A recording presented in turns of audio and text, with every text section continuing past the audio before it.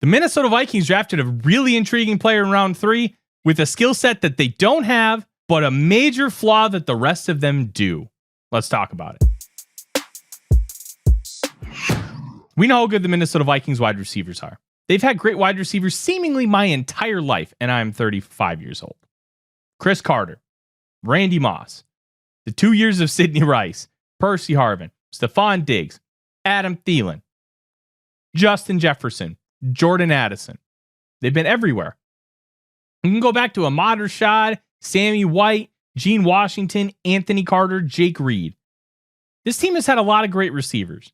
And another interesting name that they added to that mix is Tai Felton.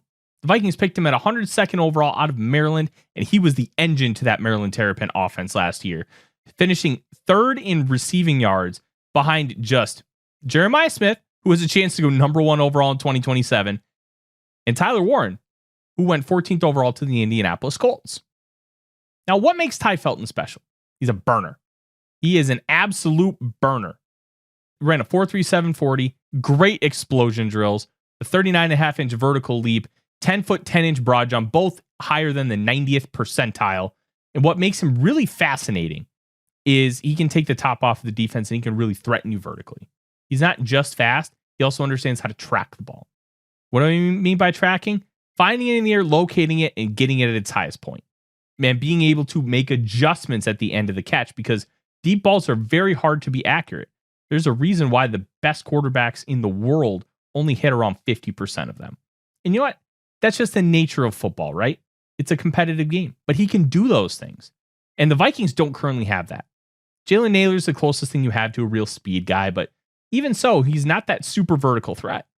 And while Justin Jefferson and Jordan Addison are great at going deep, they're not field stretchers either. And that's not an insult. They do a lot of great things and they're route running savants. But Tai Felton is not a route running savant, but he has that field stretching ability, which is why the Vikings took him. Now, when you talk about being a route running savant, what's really interesting here is that Felton, like I said, does not have that. He can run speed cuts. He's got some nuance to his game, like with the rocker step. Rocker step kind of looks like a Euro step in basketball, where you do the fake inside, outside, and then make your cut back.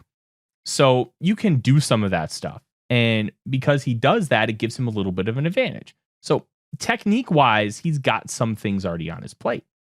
But what he doesn't have is fluidity.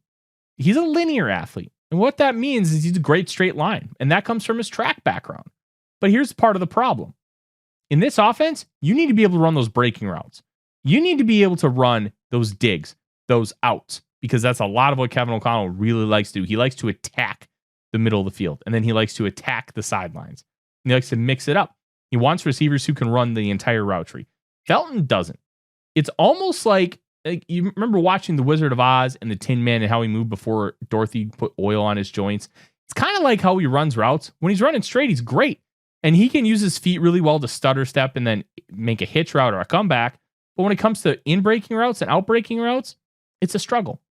He can do slants and glances. He can do posts, but that's a 45-degree angle. That's a lot easier to do within a linear fashion.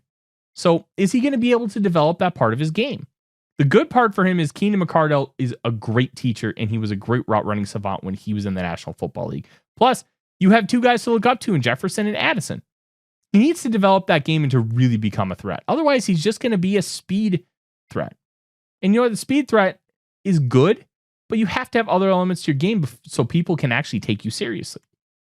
He's a 3rd-round pick, so we can't expect anything out of him right away. And if we get it, that's great. But make no mistake about it, it's a reason why he's a 3rd-round pick.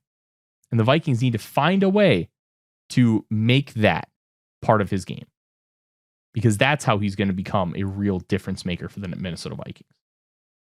I'm Tyler Forness with A to Z Sports. Let's go Vikings.